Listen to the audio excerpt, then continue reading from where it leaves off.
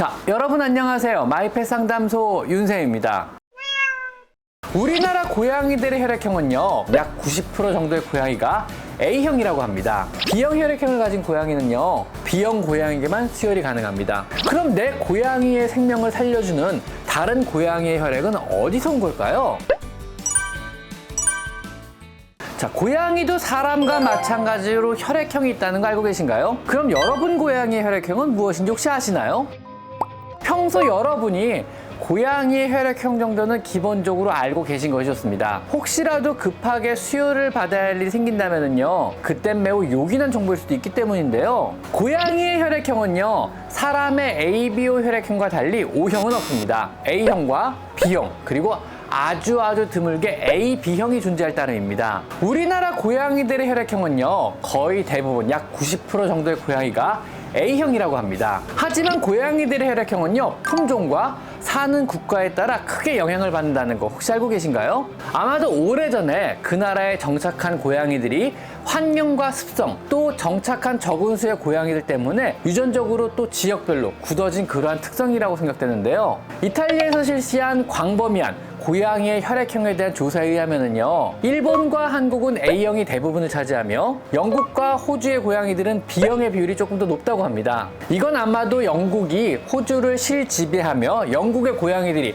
호주로 이주하여 생긴 그러한 특이한 현상이 듯합니다. 전체적으로 평균은 A형이 87%, B형이 12%, AB형은 단 1%만이 존재한다고 하는데요. 품종별로는요, 아메리칸 숏헤어와 샴, 러시안 블루, 버미즈 고양이는요, 거의 모두가 A형 혈액형을 가지게 되며 영국 유래의 고양이인 브리티시 숏헤어나 아니면 터키시 앙고라, 페르시안, 엑조틱, 데본 렉스, 렉돌, 코니시 렉스 같은 고양이는요, B형 혈액형을 가지는 비율이 약간 높다고 합니다. 만약 여러분이요, B형 혈액형 비율이 높은 품종을 키운다면요, 반드시 혈액형 검사를 미리 받아보시고 확인해 두실 것을 권장드립니다. 만약 본인이 반려하는 고양이가 B형이라면요, 응급시 혈액을 수비하여 수혈이 굉장히 힘들 수도 있기 때문에 미리 B형 혈액을 가진 고양이를 키우는 분들과 어느 정도 네트워크를 형성해 두는 것도 좋을 듯 합니다. 소개팅에 나가서 서로의 성격을 볼 것도 아닌데 고양이에서 혈액형이 왜 중요한 문제냐면요, 혹시라도 수혈이 필요한 경우가 생기면은요, 죽고 사는 문제가 될 수도 있기 때문입니다. 다행히 본인의 고양이가 A형이라면은요,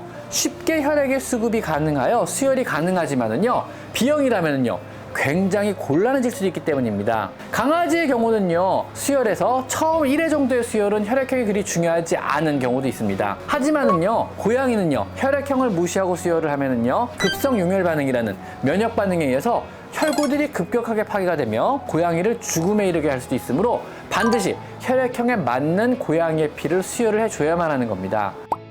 고양이들의 혈액형별 수혈의 원칙은요, A형 혈액을 가진 고양이의 피는요, A형과 AB형에게 수혈이 가능합니다. AB형 혈액형을 가진 고양이는요, AB형의 고양이에게만 수혈이 가능합니다. B형 혈액형을 가진 고양이는요, B형 고양이에게만 수혈이 가능합니다. 이래서 B형 혈액을 가진 12% 정도의 고양이들은요, 반드시 주변에 B형 혈액을 가진 다른 고양이들과 어느 정도 네트워크를 형성해 놓는 것이 중요합니다. 내 고양이가 혹시 응급시에 수혈을 미리 부탁해 놓는 거죠. A형 혈액형을 가진 고양이는 많기 때문에 A형 고양이도 AB형 고양이도 급할 때 혈액을 구하기가 비교적 쉽기 때문에 괜찮으나 B형은 의외로 구하기가 굉장히 힘듭니다. 그리고 또요, 혹시라도 아이가 보고 싶어서 교배를 준비 중인 암컷 고양이를 키우신다면요, 반드시 혈액형 검사를 받아 보셔야만 합니다. 임신을 준비 중인 엄마 고양이가 A형이라면 별 상관은 없으나 만약 엄마 고양이가 B형 혈액을 가진 고양이라면요, 반드시 B형 혈액을 가진 고양이와 교배를 하는 것이 좋습니다. 정말 우리가 농담처럼 말하는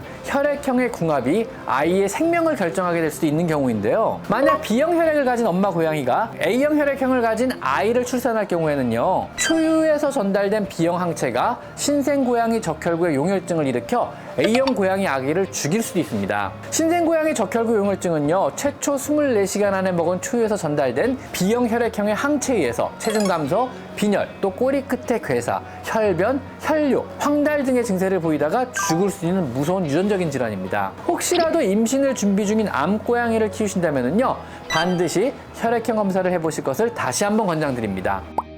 고양이의 혈액은요, 한 번 채취되면은요, 혈액 냉장고에 보관이 되며 일주일 이내 사용이 되어야만 합니다. 혈액이란 것이 보관이 오래 힘들어서 혈액을 확보한 후 일주일이 지나면 모두 폐기를 해야 되는 것입니다. 그래서 동물병원에서는요, 혈액을 비치해 놓는 것이 불가능하여 그때그때 필요할 때마다 고양이 혈액 은행 등을 이용하여 구입을 하여 수혈하는 방식을 취하는 것입니다. 여러분의 고양이가 수혈이 필요한 그 순간 바로 혈액이 구해지는 것이 불가능합니다. 그럼 내 고양이의 생명을 살려주는 다른 고양이의 혈액은 어디서 온 걸까요? 당연히 고양이가 스스로 원해서 자신의 혈액을 기증하는 그런 형태는 아마 아닐 것입니다. 수혈이 필요한 고양이 보호자가 혈액을 기증할 고양이를 같이 데려와서 체혈을 하는 아주 드문 특수한 경우를 제외하고는요, 대부분의 고양이 혈액은요, 고양이 혈액은행이란 곳에서 오게 됩니다. 이곳의 고양이들이 지속적으로 전국의 고양이들을 위해서 혈액을 제공해주고 있는 것인데요. 동물복지단체도 또 많은 수의사들도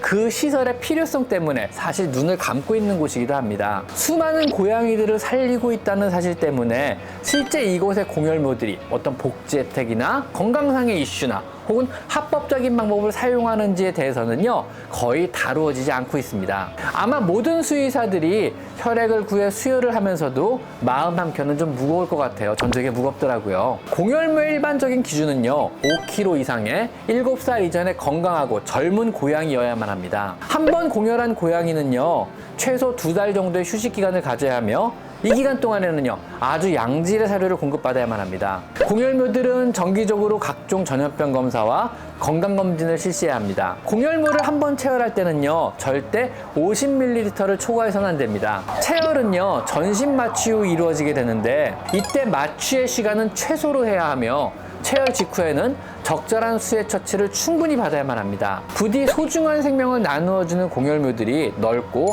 안락하며 좋은 환경에서 또 체혈 시 이런 최소한의 원칙은 지켜지면서 체혈이 이루어지는 것이기를 바라봅니다. 오늘은 고양이의 혈액형과요, 좀 무거운 주제인 수혈에 관한 이야기를 한번 나눠봤습니다. 자, 오늘은 여기까지 마이펫 상담소 윤쌤입니다. 감사합니다.